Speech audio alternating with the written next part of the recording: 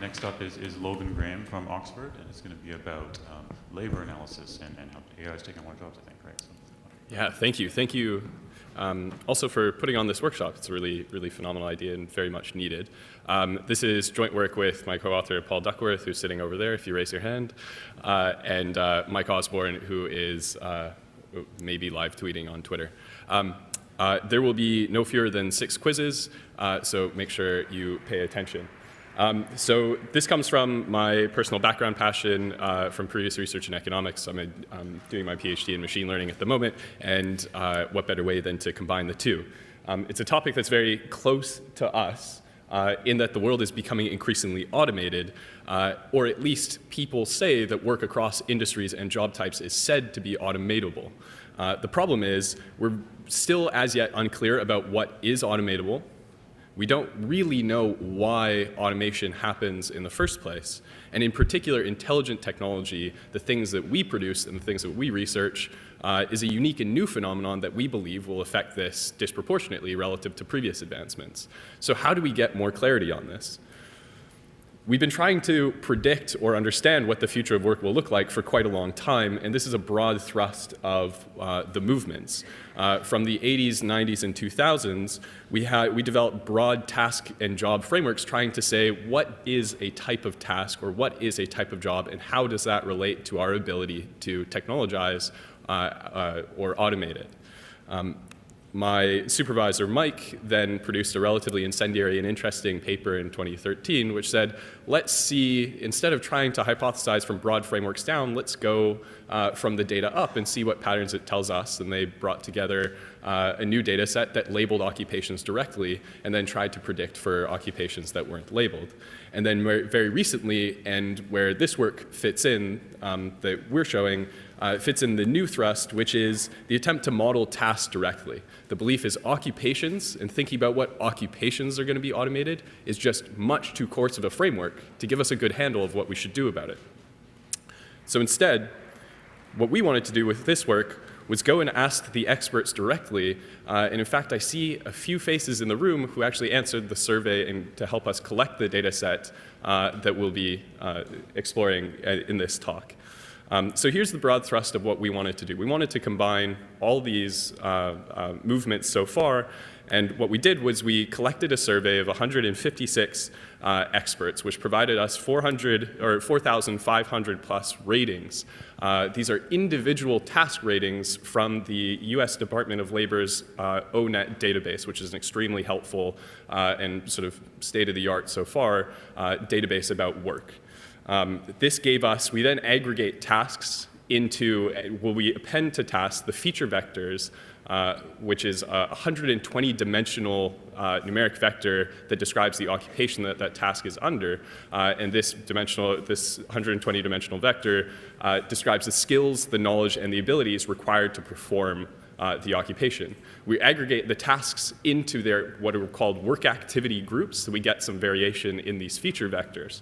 And for each of these 300 plus, I believe the final number is 314 activity labels, we now have an aggregated feature vector, which means we can build a supervised machine learning model. For this, we compared a lot of different models and found that using the Gaussian process with specifically an RBF kernel, as well as an ordinal likelihood to represent the ordinal nature of the labels, which were, as you'll see, labeled as 1, 2, 3, and 4 to represent an ordinal spectrum between not at all automatable and entirely automatable. And if you answered this survey, you will know that that was the case. And also the advantage of the Gaussian process here is to allow us some sort of uncertainty as well to reflect the subjective nature of this data set.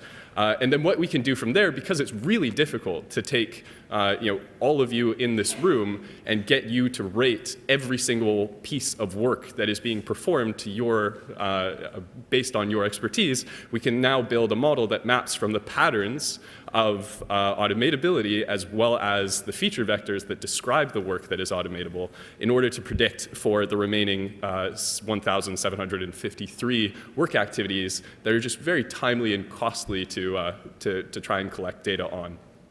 And so given that this is what we've done so far, I'll show you what the results are from, well, the preliminary results from the survey are. However, a first disclaimer, if there are any journalists in the room, I think one of the sort of worst aspects of the community discussing automation is how incendiary and prone it is to hot takes.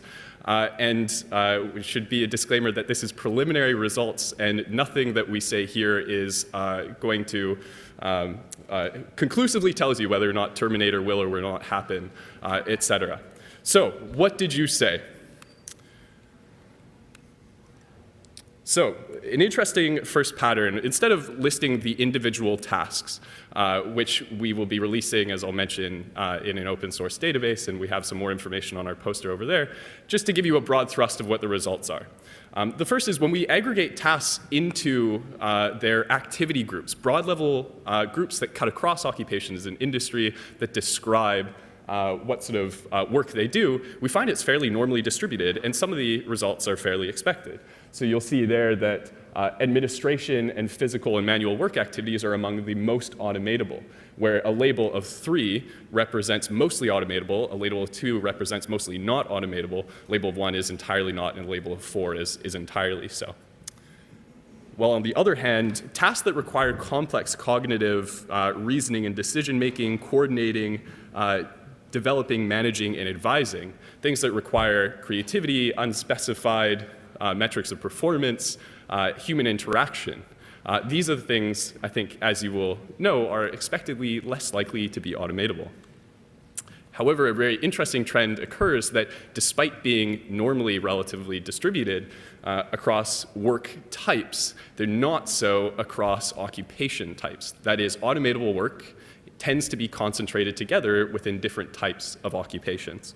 And so in particular, we see some very evident trends here. Sales, office, and production, as you'll see here in yellow, red, and light orange, are among the most automatable of the occupation activities. Something that was surprising to me is while the discussion about automation is often about manual work, and indeed that tends to be the case within the economics literature since the 70s as a very key characterization of how our economy has progressed, showing that tasks like sales and related occupations is quite a new one because that involves a face of human interaction. In the expanded paper that we are going to be publishing at AIES and in some of the ongoing results, we speculate a little bit about why that might be and dive into some of the details of why that, potentially why that occurs. While on the other hand, again, complex cognitive tasks, the people who are the managers, the lawyers, the scientists, the educators, people requiring great degrees of empathy and human interaction and adjustability are much less likely to be automated or automatable. So 2 quizzes. Stick up your hand on the left side with 1 finger, on the right side with 2 fingers if you believe this is the answer. So which activity is more automatable? Choreographing dances or storing records and related materials? Phenomenal. Is anybody saying 1? Okay, good. You're very much right. Storing records has almost entirely automatable. Choreographing dances, very much not so. Here's a potentially tricky one. Conferring with customers and designers to determine order specifications or teaching online courses. Who believes it's conferring with customers is more automatable? Teaching online courses, good. It's a little split. Indeed, we see quite a stark difference here. Conferring with customers, as you see it in the ONET database, breaks down into some relatively routinizable and intelligence derivable processes. Lastly, positioning construction forms or molds or directing material handling and moving activities. Split again. The answer here is they're actually quite close, but marginally more so for actually directing the activities rather than positioning things. All right, so we also studied what features are most likely to increase automatability or associated with an increase in automatability. Clerical skill or social perceptiveness. Everybody's saying generally 1.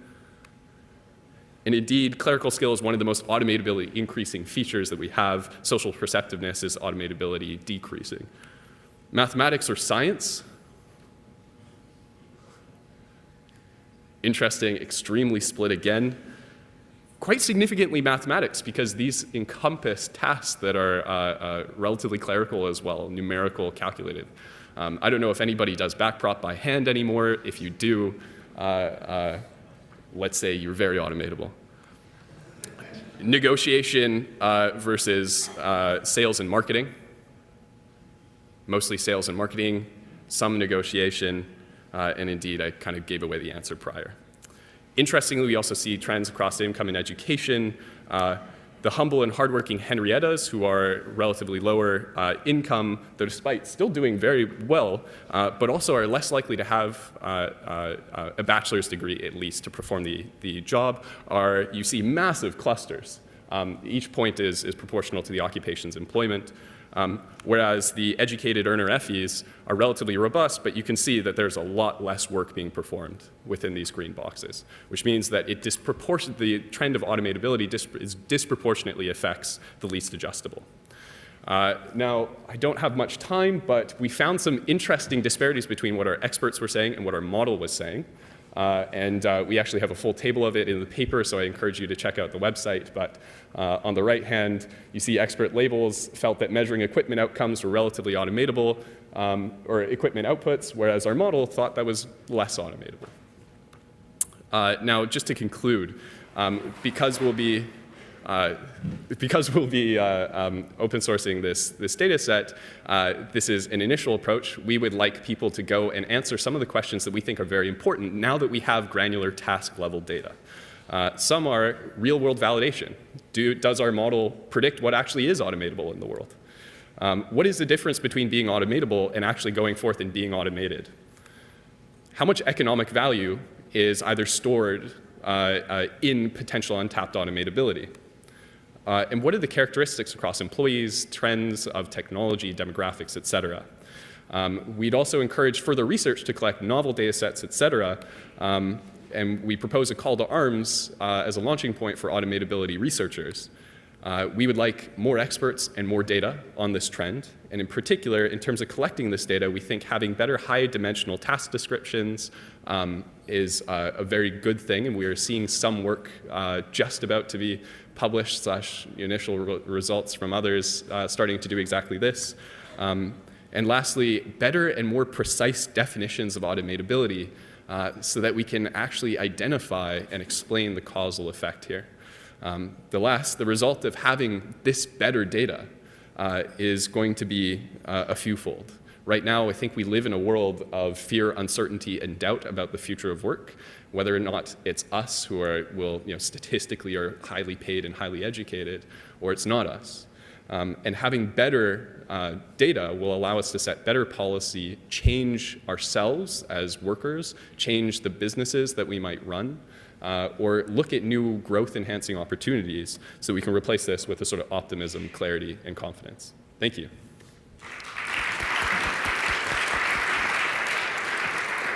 Great, thanks a lot, Logan. It's a fascinating talk. So you have a question? Okay. Yellow, and we'll repeat it.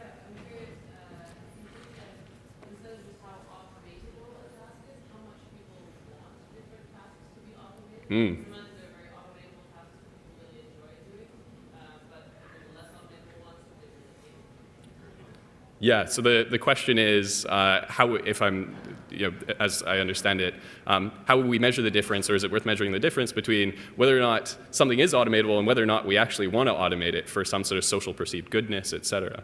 And there's other dimensions to it as well, as something might be very automatable, you just might not make money automating it, so as a business owner, there may not even be an incentive. So technically capable, maybe socially or economically not desirable. What we wanted to do was just figure out what is technically possible. And we hope that further research can be done on exactly this, because this is really what matters now. We know what can be done.